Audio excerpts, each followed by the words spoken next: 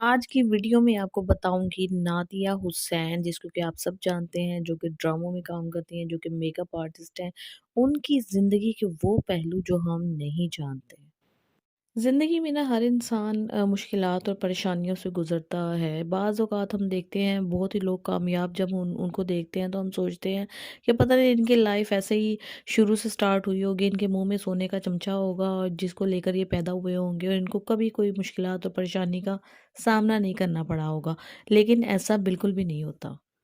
नादिया हुसैन बताती हैं कि मेरी अम्मी कहती हैं कि उनकी लाइफ बहुत ही ज़्यादा मुश्किलात में गुज़री, शादीशुदा लाइफ इस वज़ह से जब उनका कोई भी रिश्ता आता था तो वो उसको नहीं बताती थी। पता नहीं वो कहती हैं कि मेरा रिश्ता कभी आया भी है या नहीं, लेकिन मुझे इस चीज़ का पता नहीं है।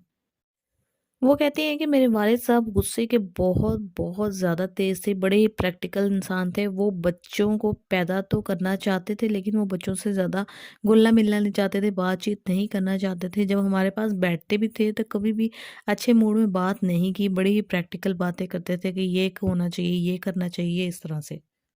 वो कहती थी कि उनको गुस्सा इतना तेज़ होता था कि एक दफ़ा उनको गुस्सा आ जाता था तो कई कई दिन तक वो ख़त्म नहीं होता था। अब सोचिए कि अगर इस तरह का गुस्से वाला इंसान जो घर में रहता होगा, तो उसकी वाइफ़ का क्या बनता होगा, उसके बच्चों का क्या बनता होगा, घर की ओवरऑल एनवायरनमेंट किस तरह की होगी।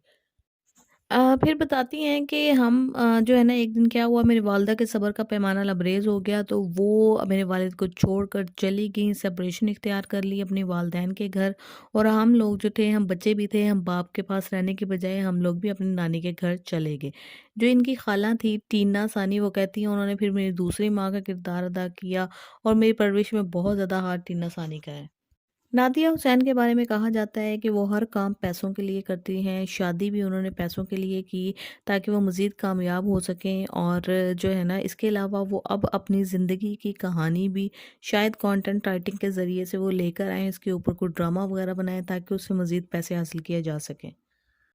एनीवेज़ पैसा तो आजकल हर किसी की ज़रूरत है। और बताना मैं ये चाहती हूँ कि एक जो इंसान होता है ना, उसका जो टॉक्सिक किस्म का बचपन होता है, जो वालदैन की लड़ाइयाँ उसने देखी होती हैं बचपन के दौर में, वो कभी भी एक अच्छी पर्सनैलिटी, एक ग्रूम्ड पर्सनैलिटी बनकर सामने नहीं आता। और अगर आता भी है तो हम उसको रियलिटी में नहीं जानते होते कि असल में वो क्या है, क्योंकि वो सिर्फ़ हमारे सामने स्क्रीन पर नज़र आ रहा होता है। जो इंसान उसके साथ रह रहा होता है, उसके साथ चल रहा होता है, उसको पता है। इसी तरह से नादिया हुसैन कहती हैं कि मैं जो है ना, मैं कभी भी इमोशनल नहीं होती, मैं बड़ी प्रैक्टिकल रहती हूँ, मैं इमोशंस का सहारा नहीं लेती।